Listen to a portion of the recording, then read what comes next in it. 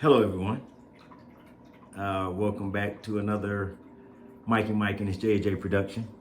Um, so, what we're doing now is preparing for the Christmas layout. This is more of a kind of pre-December, edging into winter kind of layout where we start. Running some Christmas cars and stuff like that, and starting to put a little snow down, and kind of slowly walking ourselves right into the Christmas season. And of course, it would be probably around Thanksgiving, right before Thanksgiving, before we go full blown with the Christmas trees, Santa Claus, and so on and so forth. But this is definitely my favorite time of year. And the fall season, just period. And want to go ahead and get some Christmas stuff, out and going, because we only got about 2 months and maybe a little bit past December before we pack all the Christmas stuff up and get back to our normal, regular, everyday layout. So went to the hobby shop to buy some stuff in preparation for Christmas, and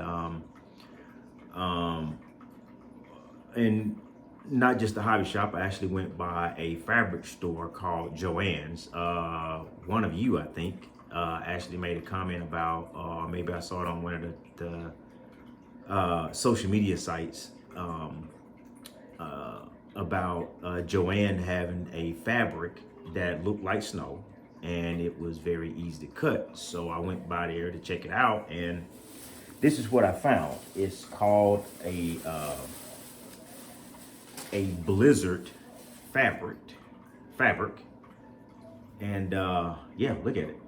It looks like snow. And I saw the lady cut it because she, at Joann's, like, it's a fabric store, so you're not just going in and buying a blanket.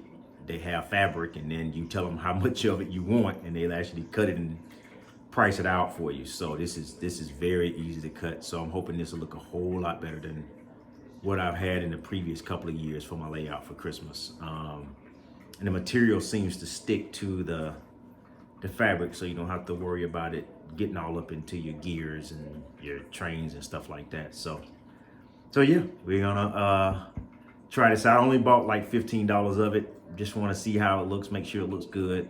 And then if it looks good, I'll go back and buy some more. And right now, Joann is having a sale on this, at least in the Atlanta area. Don't know about the rest of the country.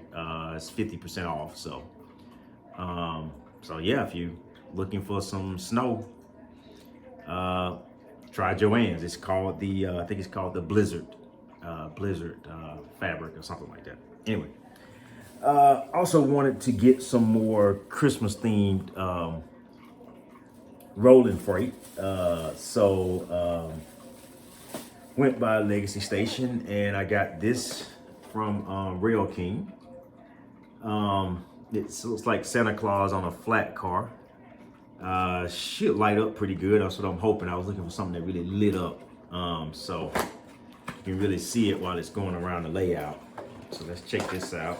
And oh yeah, look at that. Supposedly Rudolph's nose is supposed to light up, so we'll definitely check that out. Oh yeah, this is nice. Be very careful about these lights on the side here. Similar to my rolling stock that I had before. I think that's NTH as well, or Rail King. But yeah, check that out. Got the lights on the edge, so can't wait to see how that lights up. And all right, and then I don't know why I waited so long to do this. I don't know if you can see. Yeah, this so this is basically the end of my freight train. It's just this car that makes freight noises, and I've been trying to figure out for the longest time what I want to put on the tail end of this train, because I don't have a little end of train light. I got to figure out how to get that and hook that up. But for right now, in the meantime, I just want to throw a caboose back here. So I'm going to eventually buy a real caboose once the Christmas season is over. But right now, for the Christmas season, I decided I would go with an actual Christmas caboose with Disney. You know, why not? It's Christmas. So got this from the hobby shop, and I just wish they made more like scale stuff, you know, for Christmas. But oh well. So yeah, another little caboose. I got one for my my Polar Express, so I figure I get one for my freight engine as well. And the only sad part is this thing is gonna be so long, I might not fit on my siding anymore, but oh well, we'll check it out. All right, so now for the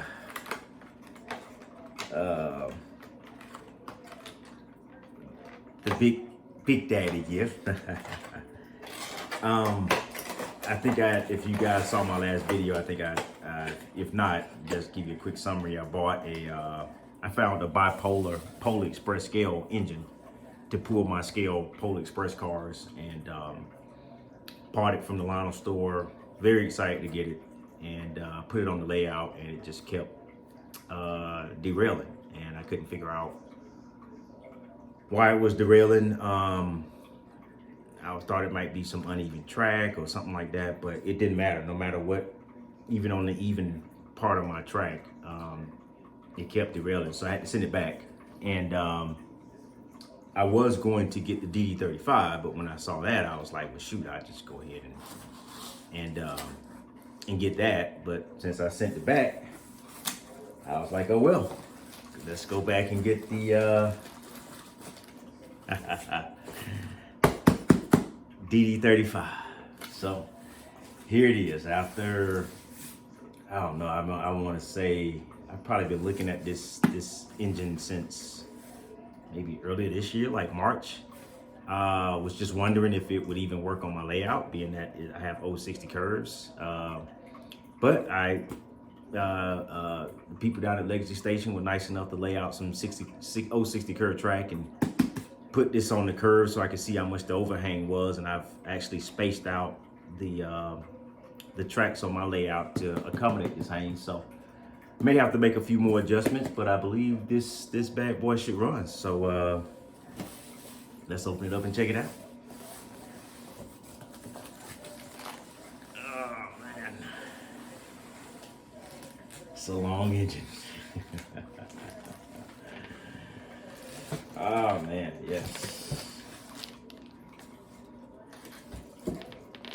This bad boy is, I think, 22 inches.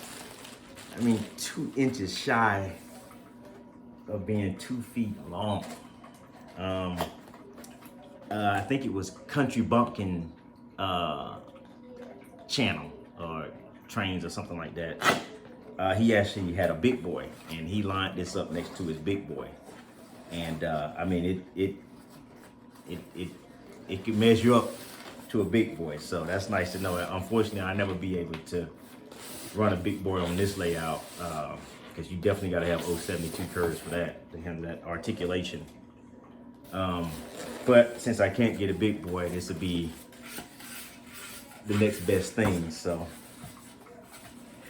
man, so I had to, this was actually on display, so the guys down there were nice enough to box it up for me. So yeah, let's put it out. Look at that. Yes, the D35 scale legacy engine. So this is where my layout is going, people. All scale. I don't want any more O gauge, except for, you know, seasonal stuff, 4th of July, Juneteenth, Halloween, Christmas. But other than that, the rest of the year, I'm running scale, baby. Scale. All right, so as you know, I don't give any history on the train. Feel free to go to Country Bumpkins or Eric's Trains. They can give you all the history and the different model numbers and all the differences and so on and so forth. Here at Mikey Mike and his JJ Trains. You just put them on the track and we run them, baby, run them. All right, everyone. Been a few days since since I took this bad boy out the box. Had to do some serious surgery on the layout to accommodate this huge beast.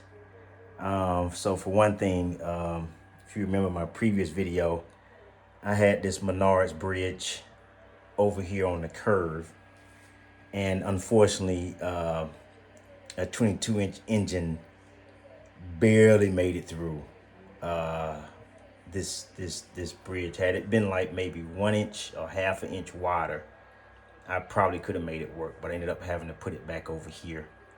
And for right now, I'm just gonna leave this curve naked until I can figure out something. Thinking about covering the whole thing with some type of tunnel. So, you know, we'll see if that will work.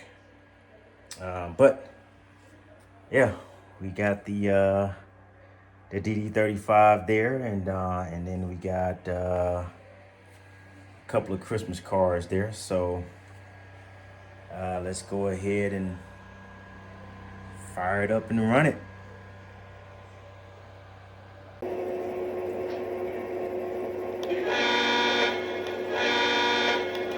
Dispatcher, error is made. Brake test complete. Are we clear to pull? Over. Hold your position. Out.